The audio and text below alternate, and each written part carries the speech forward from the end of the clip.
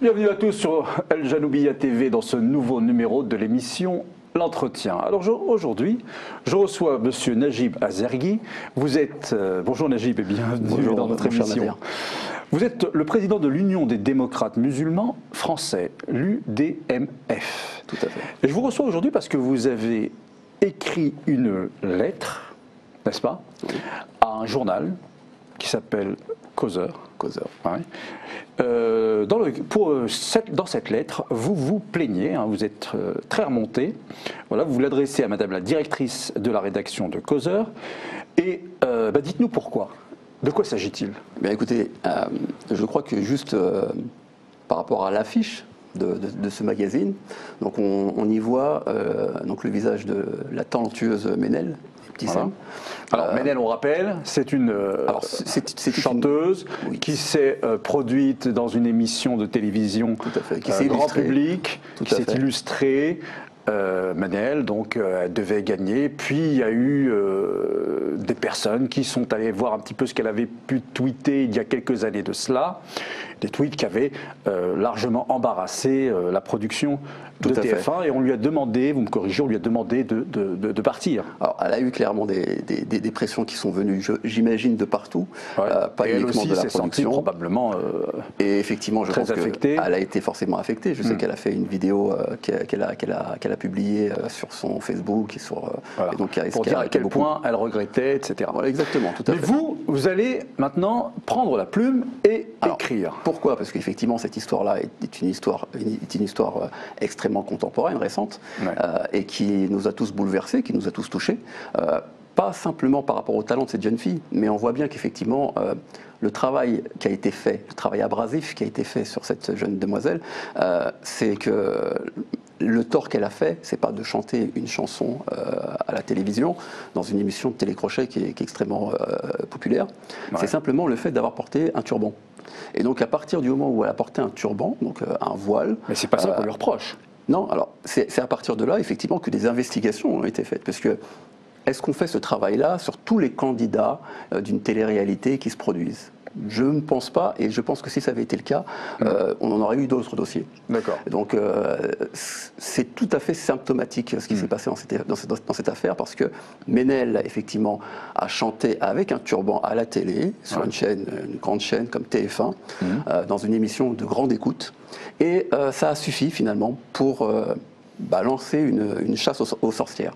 Alors, attention, en même temps, la chaîne de télévision, TF1, voit la personne arriver avec son foulard et la laisse se produire. Donc la chaîne de télévision, elle, est plutôt dans une démarche d'ouverture complète. Complètement. Et d'ailleurs, c'est tout à son honneur. Et je pense que justement, on aurait très bien pu lui dire complètement, excusez-nous. Je pense, et vous avez entièrement raison, qu'il faut saluer ce courage, parce qu'aujourd'hui, c'est devenu malheureusement un courage. Mais derrière, effectivement, la fachosphère va se mettre en mouvement et va commencer à éplucher les moindres de ses écrits, de ses récits, de ses tweets, et va effectivement en déterrer quelques-uns, sur lesquels, effectivement, on le sait, c'était sur un environnement personnel. Elle s'en est excusée par la suite, elle s'en est même allègrement excusée auprès de la nation pour avoir offensé, si les mots, effectivement, avaient été offensants. Donc à partir de là, pour moi, il y a un mea culpa logique, parce qu'elle est extrêmement jeune, cette jeune fille. Elle commence son parcours. D'accord. Mais l'affaire a été, donc, comme vous dites... l'affaire a explosé, mais pas uniquement au sein de TF1, puisque c'est un peu l'aboutissement, le fait qu'elle ait un peu lâché l'éponge, jeté l'éponge. C'est vraiment ce déferlement médiatique qu'il y a eu autour d'elle. Et à partir de là, je pense que ce qui est très grave, c'est qu'aujourd'hui, on peut voir qu'objectivement, le cas de Ménel est un cas qui est vraiment particulier, parce que combien de personnalités aujourd'hui, donc ils ont un rôle à jouer au sein de la société française, qui ont dit des choses beaucoup plus blâmables, réprimables que ce qu'aurait dit Ménel. D'accord. Mais alors pourquoi vous écrivez à Causeur? Pourquoi vous n'écrivez pas à tout? Parce que vous parlez d'un acharnement médiatique. Pourquoi vous n'écrivez pas aux autres journaux? Pourquoi vous écrivez à Causeur? Oui, on aurait pu effectivement écrire à chacun d'entre eux. Vous avez entièrement raison. Alors, Causeur a fait une au mois de mars, donc ce mois de mars, dans lequel effectivement on revoit ce visage de Ménel avec un titre qui est effectivement extrêmement révélateur, qui dit l'islamisme à visage citoyen. Je pense que ce sont des images. Comment vous lisez ce titre, vous? Alors, c'est parlant. Je pense qu'on n'a pas trop besoin de l'expliquer. Je pense que ça saute aux yeux. Donc, on voit effectivement une citoyenne qui, en plus de ça, on connaît sa notoriété aujourd'hui. Et donc, ça sous-entend que finalement, toutes ces jeunes filles qu'on croise aujourd'hui, certains nous disent qu'elles sont de plus en plus nombreuses, qui portent le turban, qui portent le voile, qui portent le foulard, et bien, derrière ces citoyennes, entre guillemets, se cache l'islamisme rampant et cette idéologie qui est une idéologie mortifère qui est celle de Daesh.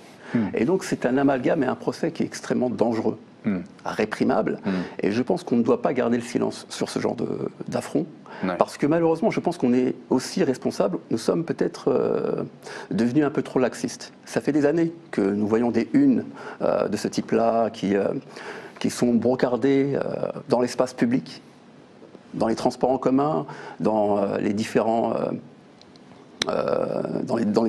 journaux, relais de presse. Et on s'est, au bout d'une décennie, on s'est familiarisé, on s'est habitué à ce genre de propos et de une choquante. Alors forcément, ça peut nous indigner. Tant et si mal que ça ne choque plus. Voilà, ça peut nous indigner, nous, qui sommes en réalité directement visés. Mais il n'en demeure pas moins que le français lambda, qui lui n'est pas de confession. Écoutez, vous connaissez un peu le procédé du chien de Pavlov. Alors Pavlov, c'était un scientifique de la fin du XVIIIe siècle qui invente un procédé qui est extrêmement intéressant. Et vous allez voir pourquoi on peut comparer à ce qu'on est en train de vivre ces dernières années. C'est qu'il fait une expérience assez impressionnante. D'ailleurs, il va avoir un prix là-dessus, où il prend un chien et il va lui donner un stimulus, quelque chose qui va le stimuler. Et donc, il lui sort de la pâtée. Et donc, le chien, automatiquement, se met à saliver. Jusqu'à là, c'est une réaction normale. Va associer à cela un objet qui n'a rien à voir, qui ne provoque normalement aucun stimulus. Donc, c'est une cloche. Et étrangement, ce qu'il va faire, c'est qu'à chaque fois qu'il sort la pâtée, il associe la pâtée avec la cloche. Donc, quand on donne la cloche au chien, ça ne lui provoque aucun stimulus. Il ne se met pas à saliver. Sauf qu'il va répéter ce geste-là un nombre tellement important que tout d'un coup, il suffit simplement pour le chien de voir la cloche pour se mettre à saliver. Donc, c'est un procédé d'éducation. On va éduquer, une sorte de propagande, pour que finalement, machinalement, de façon inconsciente, le chien va se mettre à saliver sur un objet qui n'a finalement aucun sens. Et si on compare ça à ce que nous vivons aujourd'hui dans la société, ça fait maintenant effectivement plus d'une décennie que nous avons pris des images extrêmement violentes où on va à un moment donné parler de femmes qui sont lapidées, d'accord, où on voit le corps de certaines femmes lapidées face à un barbu, une kalachnikov avec un barbu, un sabre avec un barbu. Toutes ces images extrêmement violentes, si on met effectivement à chaque fois en face une personne flaguée comme étant de confession musulmane, il y a un rejet qui va se faire naturellement. D'accord. Si vous reprenez un petit peu ce qui s'est passé en France avant les années 2000, une femme voilée ne posait aucun problème. Elle était même plutôt bien vue auprès de la société française. On disait que c'était une femme qui avait des valeurs, qui avait des convictions. Et donc, il y avait même un regard assez bienveillant sur ces personnes-là. De même, pour une personne âgée qui portait la barbe avec un habit traditionnel. Les choses ont complètement changé. Aujourd'hui, on a un vrai regard de haine qui est lancé à ces jeunes femmes, parce que finalement, en une décennie, il y a eu un matraquage qui est venu de partout. Quand je dis de partout, je parle effectivement d'une certaine presse, mais pas que. De certains philosophes qui ont apporté un discours extrêmement dangereux, de certains écrivains, à la Houellebecq, de certains hommes politiques qui ont enflammé des salles entières sur des discours qui sont en réalité extrêmement dangereux. Et force, c'est de constater qu'aujourd'hui, au bout de plus d'une décennie, le français lambda s'est habitué à ces images-là, les a intégrées, et aujourd'hui, inconsciemment, il y a un rejet qui se fait. Mais en même temps, il y a des élections qui viennent régulièrement, et ces gens-là ne gagnent jamais. C'est-à-dire que, pour reprendre vos termes, le français lambda, à un moment donné, il sait faire le tri, il est intelligent. Attention, le peuple français, c'est quand même un peuple qui a une histoire derrière. Il sait ce que c'est que les révolutions, les guerres. On croit que non. Il y a tout de même il y a un héritage qui est conséquent. Et au moment où il faut choisir, on sait quoi choisir, ou au moins on sait quoi ne pas choisir. Et donc, il y a quand même, voilà, on a eu un deuxième tour, parti d'extrême droite contre Emmanuel Macron. Macron l'a emporté largement. Le Pen a perdu, alors que dans la même année, il y a eu des attentats, il y a eu des millions de Syriens qui venaient, des millions j'exagère, mais enfin, à la télévision, on montrait des vagues tout à fait. de réfugiés syriens qui venaient en Europe. Il y a eu tout un tas de choses, et pourtant, au moment de choisir, eh ben non, c'est pas l'extrême droite qui gagne, c'est la démocratie. Alors vous avez parfaitement raison hein, sur la lecture que vous en faites. Ce qui est important de voir. Alors, j'imagine que si on parle effectivement du Front National qui a perdu les élections, on peut se dire que finalement, c'est la défaite des idées et de l'extrême droite et de ce que pouvait incarner l'extrême droite. Sauf que malheureusement, les choses ne sont pas aussi simples. Et vous allez vous en rendre compte vous-même, c'est que finalement, en l'espace d'une décennie, hein, c'est à peu près le travail intellectuel qui a été fait. Ce qu'on peut voir aujourd'hui, je ne parle pas du Front National hein, sur une formation politique, je parle des idées. Donc de ce qu'a apporté finalement l'extrême droite dans notre pays. Des idées qui se sont finalement banalisées. Et aujourd'hui, on peut voir avec le gouvernement socialiste de l'ancien quinquennat de François Hollande, on a quand même parlé de la déchéance de nationalité, on a parlé quand même de choses extrêmement graves, extrêmement lourdes, des propos qui nous semblaient impossibles de pouvoir entendre il y a encore quelques années en arrière, aujourd'hui sont devenus quelque chose qui est monnaie courante, on s'en est finalement habitué, on s'en est finalement, ça ne nous émeut pas trop finalement, on a pris l'habitude, ou alors on nous dit mais de toute façon on ne pourra rien changer à cet état d'esprit, ce qui n'est pas du tout ma conception. Donc effectivement je pense que le peuple de France doit se rappeler de son histoire. Ça c'est très très important, vous l'avez dit, et d'ailleurs je suis également là pour ça. Je pense qu'il faut que les Français puissent se dire que la France est multiple. Et que par exemple, si on parle. Mais ils se le disent, je crois. Déjà. Alors, il est important de le rappeler, en tous les cas, en s'entendant. Sur le terrain, peut-être pas sur les plateaux télé. Mais les plateaux télé ne sont-ils pas là, en fait, trop souvent, peut-être malheureusement, mais pour être une espèce de show où c'est à qui aura la dernière petite formule qui provoque un peu, etc. Et quand on est sur le terrain... on est dans des formules extrêmement mercantiles. La une de Closer est là également pour l'illustrer. Voilà. Complètement, je suis entièrement d'accord avec vous. Derrière ce procédé... c'est quand même dangereux. En tout cas, clairement, c'est irresponsable, c'est dangereux. Ça rapporte de l'argent parce que finalement, ce qui fait peur rapporte, on le sait, c'est un procédé aussi naturel. Mais lorsqu'on invite, par exemple, un Finkielkraut, lorsqu'on invite, ou lorsque un Zemmour a pignon sur rue, il a été condamné, il est toujours à la télé, il fait toujours son émission. Donc on peut pour certaines personnes, on peut passer outre tout ce genre de choses. On peut être jugé ou pas. Si on peut parler de notre ami Ménard qui a été relaxé cette semaine suite à ses propos, cette incitation de haine par rapport à certains tweets qu'il lui-même aurait fait. Donc on voit bien qu'en France aujourd'hui, on peut dire qu'il y a trop de musulmans. On peut dire que les Français sont envahis par les musulmans et on peut ne pas être condamné pour ça alors qu'on a un rôle politique, contrairement à Ménel qui n'avait aucun rôle à jouer.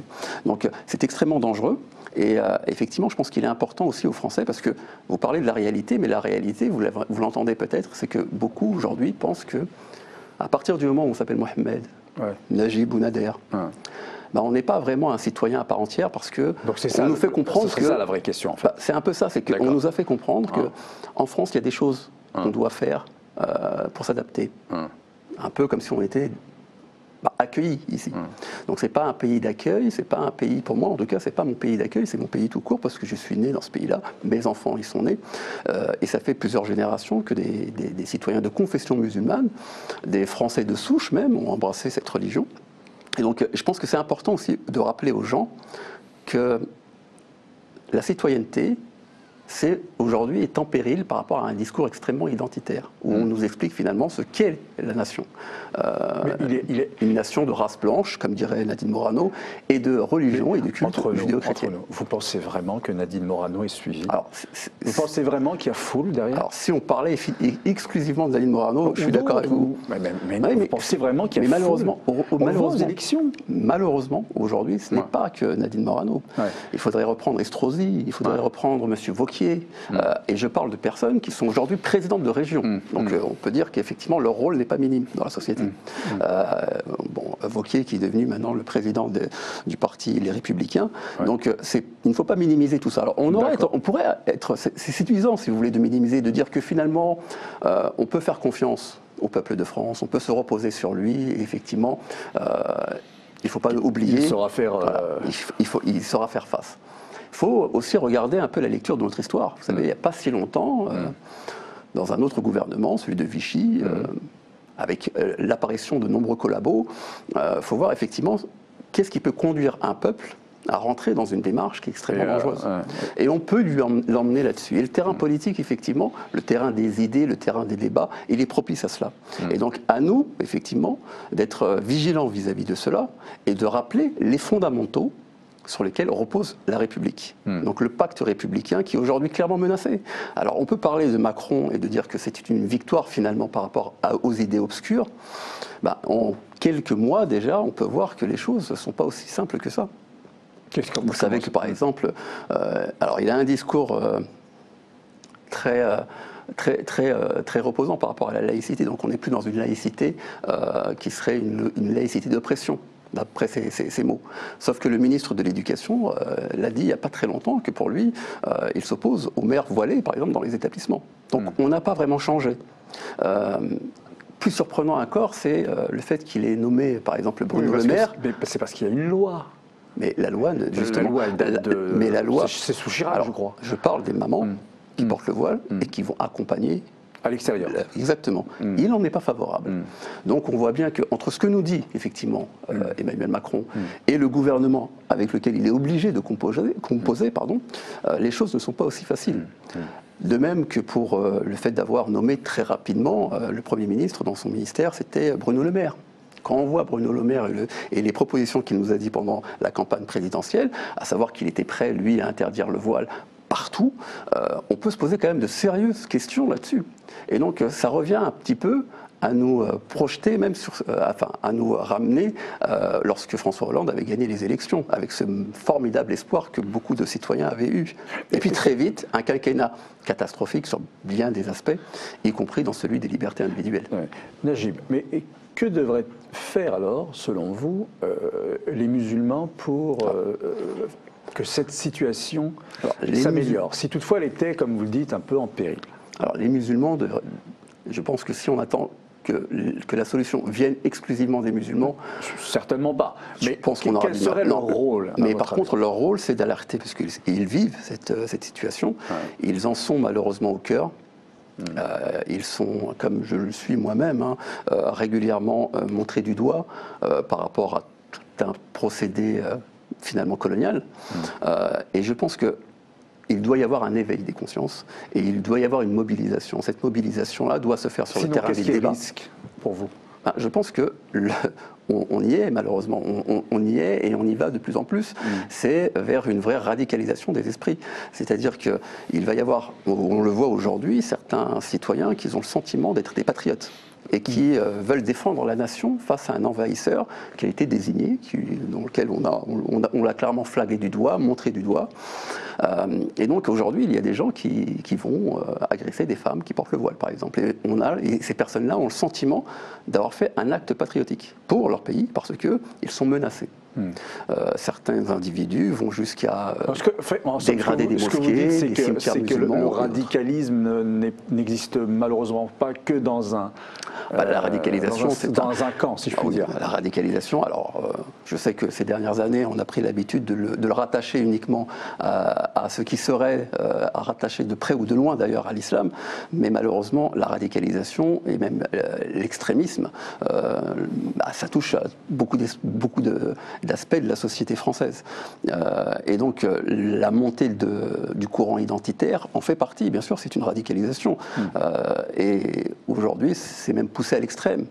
Et malheureusement, c'est à nous d'alerter un petit peu la société sur ce qu'on est en train de vivre, parce que nous sommes aujourd'hui, malheureusement, les victimes. Alors beaucoup vont vous dire, on cherche à se victimiser, vous savez, c'est un petit peu le terme qui permet finalement de minimiser un petit peu toutes les choses. Ouais. Par exemple, un truc basique, c'est la conversation. Eux ne vivent pas ça. S'ils le vivaient, peut-être qu'ils... Complètement. Il y a ça. Ah. Et puis, il y a aussi le fait que, par exemple, cette conversation que nous avons, beaucoup vont se dire que nous sommes dans un schéma communautaire. Le communautarisme primaire, parce que nous sommes à l'évidence, vous et moi, issus des colonies, et donc forcément, si les musulmans parlent entre eux, c'est forcément pour eux, au mépris des autres. Hein, c'est le communautarisme primaire. On accueille tout le monde. Alors que complètement, ce débat-là... Toutes les sensibilités. Et puis ce débat-là, en plus, concerne toute la société. Hein, on le voit bien, ce n'est pas uniquement aux musulmans qui sont victimes de ce procédé-là, mais il y a des termes comme ça qui nous permettent finalement de minimiser les choses et de marginaliser finalement toutes les actions qui vont être portées sur le terrain public. Vous pensez que les choses peuvent s'améliorer ? Elles doivent s'améliorer. À qui faites-vous appel pour... Moi, j'en appelle d'abord à la raison, déjà, c'est la première chose, à la raison. J'en appelle... Vous ne serez pas nombreux, alors, si vous appelez à la raison. On ne sera pas nombreux ? Oui, sur les plateaux. Hein. Je ne vois pas des gens du quotidien. Alors, je pense qu'il ne faut pas forcément attendre effectivement grand-chose des plateaux télé. Je pense que si on attend d'être invité dans des émissions de grande écoute, on le sera, mais vous savez, sous l'angle d'un autre prisme. On nous dira qu'on a un double discours. Donc un discours extrêmement dangereux, qu'il faut d'ailleurs faire attention de ne pas inviter n'importe qui. Justement, quand vous vous prénommez Union des démocrates musulmans français, est-ce que dans ce nom-là, il n'y a pas comme une provocation, vous aussi, à votre tour ? Vous avez raison, c'est perçu aujourd'hui comme une provocation. Provocation. Alors, vous jouez ce jeu alors la provocation. Alors justement, pour moi, ce n'est pas une provocation. Mais effectivement, vous avez raison sur le fait qu'aujourd'hui, le fait de mettre le mot musulman, c'est une provocation. Ouais. C'est devenu une provocation. C'est-à-dire qu'en France, oui, tout à fait. La République est laïque.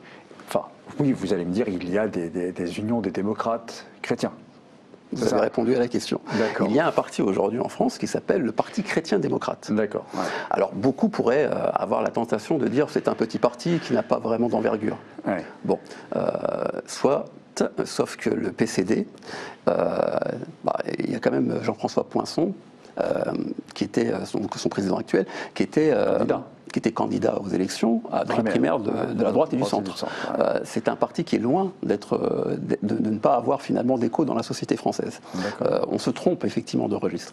Et encore une fois, si le PCD est petit, et donc ne doit pas inquiéter la société française, l'UDMF est beaucoup plus petit. Donc par l'occurrence, en toute logique, on devrait être... il ne devrait pas y avoir de débat sur l'UDMF, ce qui n'est pas le cas, et vous le voyez. On nous a quand même traités de tous les noms, il y a beaucoup de procès d'intention, il y a beaucoup de choses qui sont faites, et encore une fois, parce que ce mot-là appelle à une certaine... une certaine peur, une certaine phobie. Mais en même temps, vous êtes protégé. Je ne sais pas parce qu'on a appelé... dans une certaine presse, à vous boycotter, à dire que vous étiez dangereux, etc., etc. En même temps, l'État français, la justice, vous donne le droit de citer, vous avez le droit d'exister. Nous ne sommes pas dans un système clandestin. L'UDMF, effectivement, est déclaré en préfecture de police de Paris. Nous avons des sections dans plusieurs régions de France. Nous sommes aujourd'hui même dans les départements d'outre-mer. Tout est parfaitement légal, bien entendu. Nous sommes présentés à toutes les élections depuis les élections de 2014.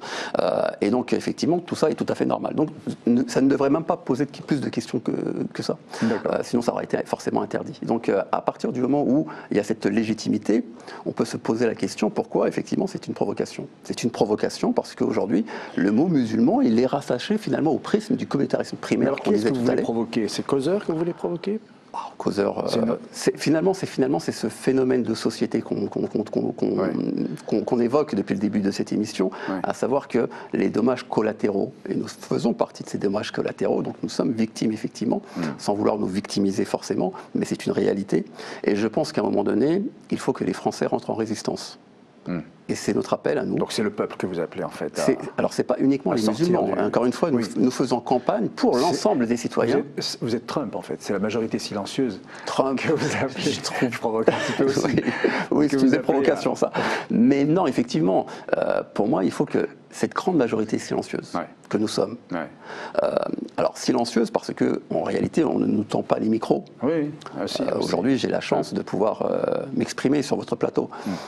Mais finalement, combien de micros sont tendus à toutes ces personnes qui aujourd'hui subissent quotidiennement discrimination, insultes, dénigrement de nos politiques? On ne les entend pas. Alors on préfère bien entendu amener des personnes qui vont effectivement amener une autre image beaucoup plus désastreuse de l'islam et des musulmans, des citoyens de confession musulmane en France. Ça effectivement c'est une réalité. Cassons un peu les clichés. Et comment les casser? C'est en montrant la réalité. Et la réalité, c'est celle que nous vivons tous les deux. À savoir qu'il n'y a pas de projet en France d'un islam. Nous ne sommes pas là pour islamiser la société française, pour finalement remplacer la charia la République par la charia, pardon. Je pense que c'est très très important de le rappeler, qu'il n'y a pas cette théorie du complot qui consiste à montrer qu'il y a une théorie du grand remplacement en France. Je pense que tout ça, il va falloir que les gens se rendent compte que les personnes qui véhiculent ce genre de choses ne connaissent pas la réalité du terrain, ne viennent pas dans ces quartiers-là. Alors c'est vrai qu'il y a des zones de peuplement où il y a effectivement une densité. C'est dû exclusivement à une politique locale faite par effectivement des élus en partenariat avec des bailleurs sociaux.